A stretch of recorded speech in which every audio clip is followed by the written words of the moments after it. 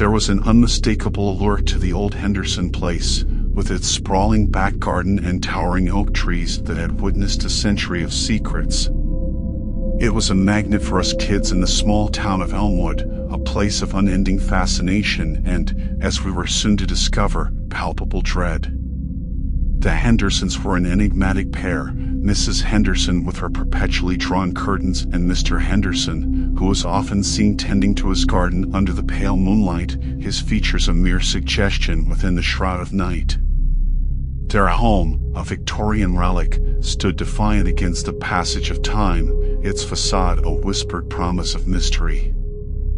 I was 12 when I befriended their nephew, Peter, a quiet boy who had arrived without fanfare one summer. We became fast friends, and when he invited me to a sleepover, the first and only he would ever host, I accepted without a moment's hesitation.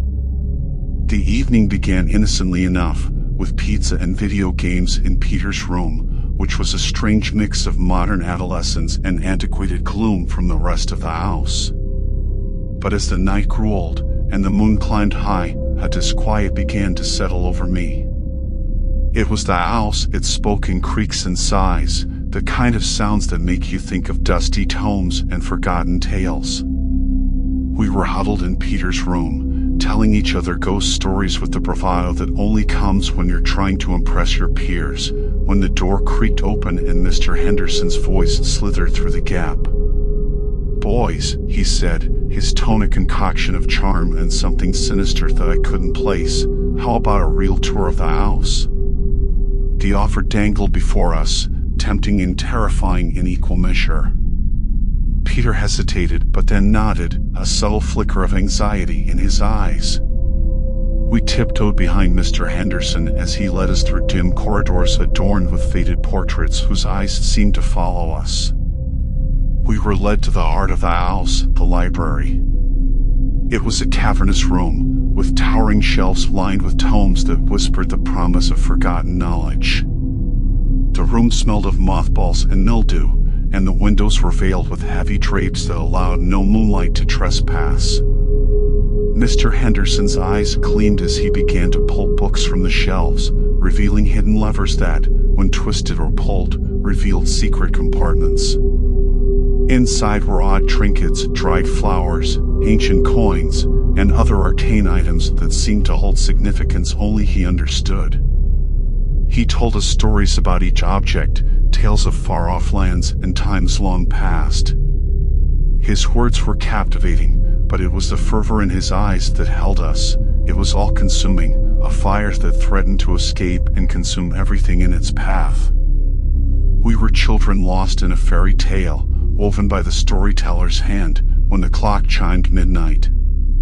The spell broke, and I felt an urgent need to return to the light and laughter of Peter's room. But it was then that Mr. Henderson suggested a final game, a hide-and-seek in the dark recesses of the house.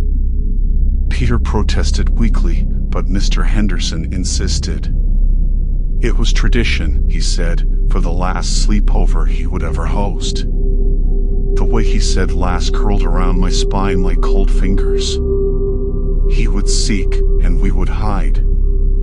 We scattered, and I found myself squeezing into a tiny cupboard under the staircase, my breath shallow, my heart pounding out a frantic rhythm. I heard Mr. Henderson's footsteps, the slow, deliberate tread of a hunter. He called out to us, his voice a melodic whisper that was both sweet and terrifying. Time stretched out, and panic began to claw at my insides. I heard a soft thud, then another, and the faintest of whispers. Was it Peter? The fear was no longer a game, no longer a thrill, it was real, and it was all around me. When I could bear it no longer, I burst from my hiding place, my feet carrying me on a blind flight through the darkness until I collided with Peter. His eyes were wide with a horror that mirrored my own. He pulled me toward the front door, his whispers urgent. We didn't stop to look back as we tumbled into the night, the cool air a sharp contrast to the suffocating fear of the house. As we sprinted across the garden, I dared to glance back and saw Mr. Henderson silhouetted in the window, his face an impassive mask. The next day, the town awoke to a hushed confusion. The Henderson house stood silent, a solemn sentinel keeping its secrets. The Hendersons were gone, vanished into the ether as if they had never been. Peter, too, was missing, leaving behind only the echoes of our terror-filled flight. The police found no answers within the house's walls, no trace of where they might have gone, or why. But it was in the library, among the secrets and the shadows, that they found a ledger, a list of names that stretched back decades, each marked with a date and a single word, taken. My name was there, the ink still fresh, but next to it, a word that had never before appeared in Mr. Henderson's grim catalog escaped. Years have passed, and the ledger has never been explained, the disappearances never solved. The old Henderson place stands empty, a testament to the night of the last sleepover, when a game turned to horror, and the line between hide and seek and something far more sinister was irrevocably blurred. The whispers in town speak of ghosts, of curses, but I know the truth lies in the shadows of the human heart, in the depths of depravity that can masquerade as neighborly charm.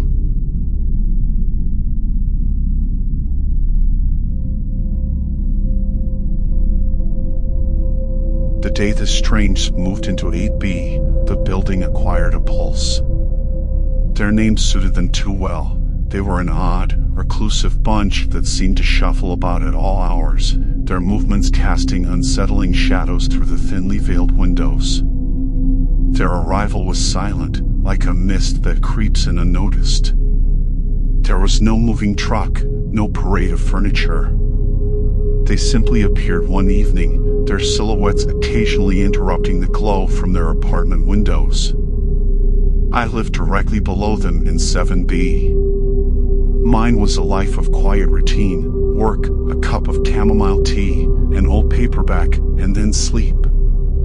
That is, until the Strange stirred above me, turning my ceiling into a stage where the thumps and bumps danced to a macabre rhythm. It began with faint thuds in the dead of night, when the city's heartbeat slowed, and the world held its breath. Then came the whispers, seeping through the floorboards, a symphony of hisses and sighs that coiled around my thoughts. I met them once in the narrow corridor, the whole clan, Mr. Strange, a tall man with hollow cheeks, Mrs. Strange, shrouded in layers of fabric that whispered with her movements, and their 2 children, both with eyes too large, too knowing. They offered tight-lipped smiles and nods, their eyes skimming past me as if I were made of smoke. Curiosity led me to the landlord, Old Man Jenkins, whose face turned a shade paler when I mentioned the family upstairs. They pay their rent on time, was all he said before he busied himself with other matters. It wasn't long before I heard the rumors. Murmurs from other tenants spun tales of the Strange being night owls or of their home being filled with strange artifacts from distant lands. Some even whispered of a peculiar, earthy scent that wafted down from their windows, as if they kept a garden of exotic plants. But it was the little girl in 6A who gave voice to the unspoken fear that spread like a chill through the building. "They're witches," she said, her voice trembling, or something worse. I laughed it off at the time. Yet, laugh as I might, sleep began to elude me. Every creak became a spell being cast, every rustle the stirrings of an unseen beast. It escalated one night when the full moon hung heavy, a silverite in the sky. A cacophony erupted above, a thunderous pounding that shook the pictures on my walls. I could hear chanting, a guttural incantation that seeped through the plaster and paint. Enough was enough. I ascended the stairs to 8B, my fist raised to knock on the door. But as I reached the landing, the noise stopped as suddenly as it had begun, leaving behind a silence that throbbed in my ears. The door to 8B swung open, and Mr. Strange stood before me, his gaze piercing. "Can I help you?" he asked, his voice smooth, too smooth. I stammered about the noise, about my need for sleep. He simply nodded, promised to keep it down, and closed the door. His politeness was disarming, but it was his eyes that disturbed me the most. They were devoid of any human warmth, like those of a predator sizing up its prey. That night, as I lay in bed, the whispers returned, this time with a fervor that set my teeth on edge. Words unrecognizable, yet laden with something ancient, something sinister. I could hear a soft, rhythmic drumming, like a heartbeat quickening with excitement. My dreams became a playground for horrors, a reflection of the strangeness above.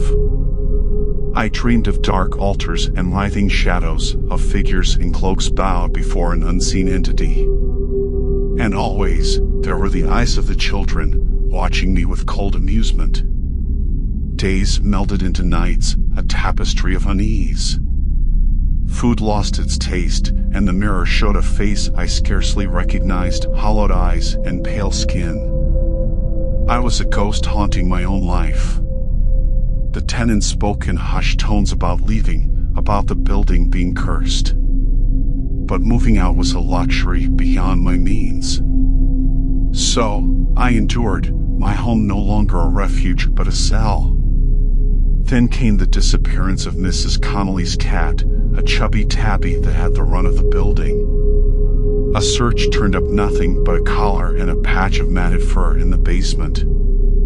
It was the same night I heard it, a chilling wail that pierced the fabric of the night. It was a sound that did not belong to this world, a cry of something primal and pained. I ventured to the basement, the bowels of the building, where shadows clung to the walls like cobwebs. The air grew colder as I descended, and the silence was complete. In the basement, amidst boxes and forgotten trinkets, I found it. Not the cat, but a circle of salt, and inside, symbols that twisted the eyes, daubed in something dark and viscous. I stumbled back upstairs, my Arctic jackhammer in my chest. The strange family's door was ajar, a sliver of darkness waiting to swallow me whole. Driven by a mix of terror and desperation, I pushed the door open. The apartment was barren, not a stick of furniture nor trace of life. Only the symbols, repeated on the hardwood floor, and a single word carved into the wood. Below. I fled to my apartment, barricaded the door, and waited for the dawn.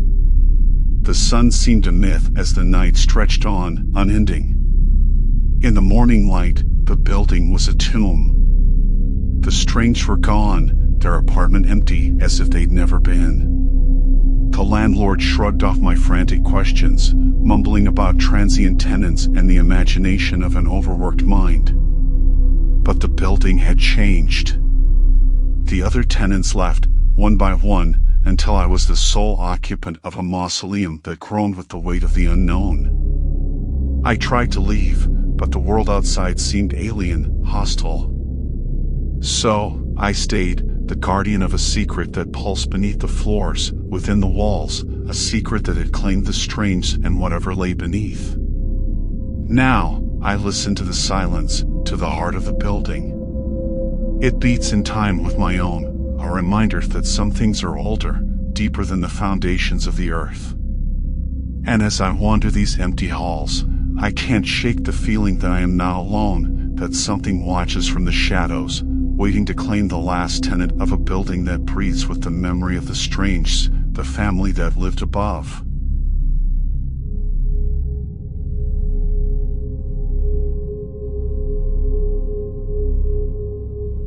Calverton Street was an inconspicuous line of identical houses, each guarding its secrets behind picket fences and blooming hydrangeas.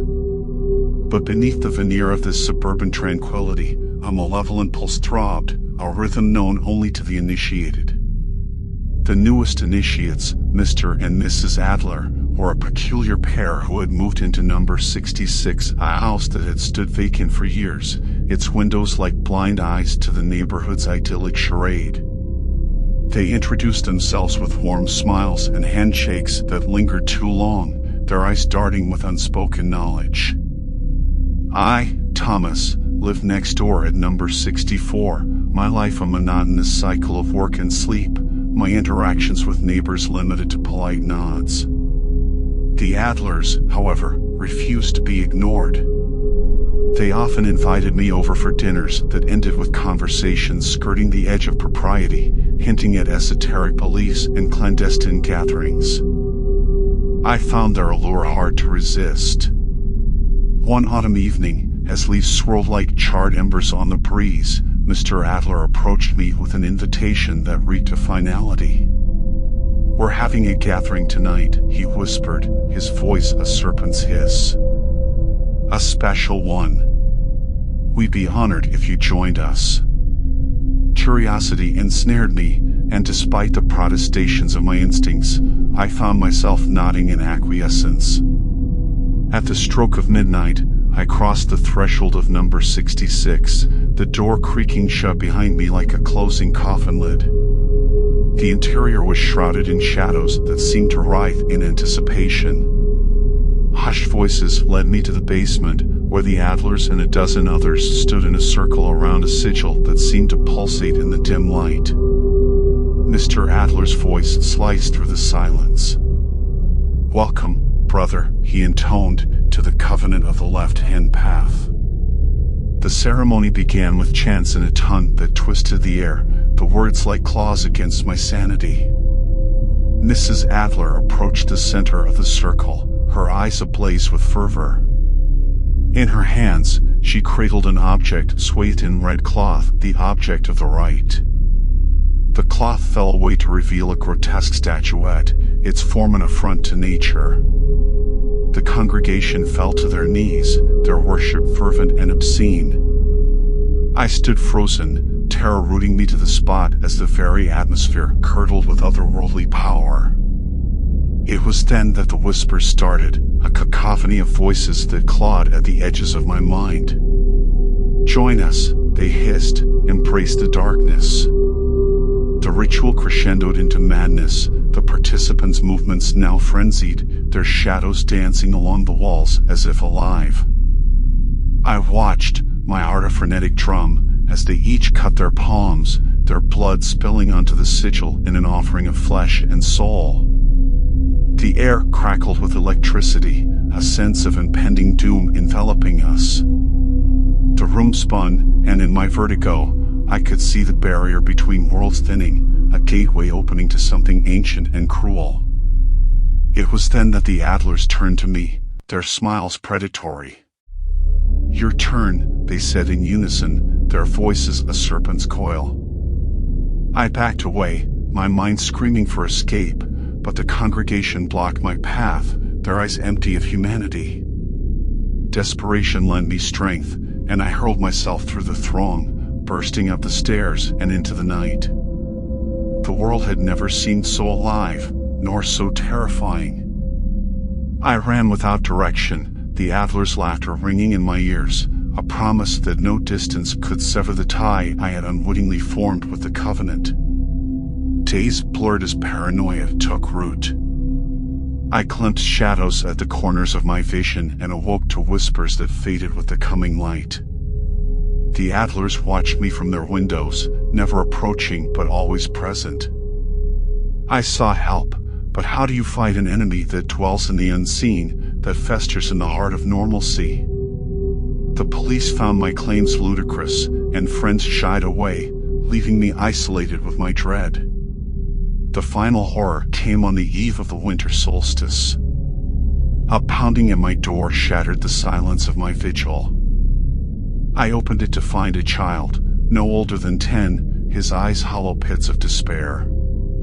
"They sent me," he murmured before collapsing into my arms. There, on his chest, was the sigil of the covenant, weeping blood. I knew then that the Adlers had not finished with me. The child was a message, a harbinger of my own inescapable fate. That night, the shadows lengthened, and a wind rose, carrying with it the scent of decay and the sound of distant chanting.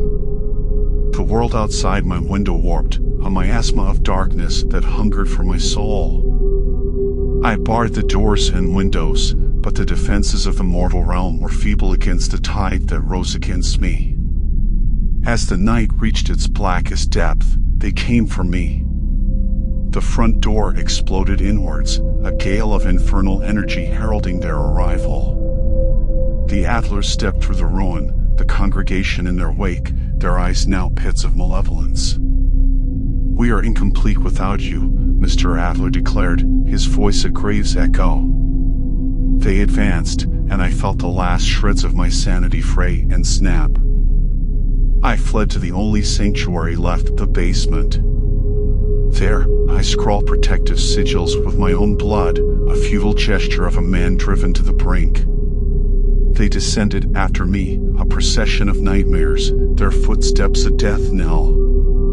"You cannot escape," Mrs. Adler cooed. "You've seen the truth beyond the veil. You belong to us, to him." They were upon me, their hands cold and unyielding. I screamed, a primal sound that filled the room and mingled with the laughter of my tormentors. Then, silence. I awoke to aching cold, the basement empty. The symbols I had drawn were gone, as if erased by an unseen hand.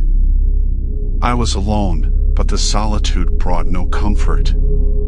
They had marked me, claimed me as one of their own, even in absence.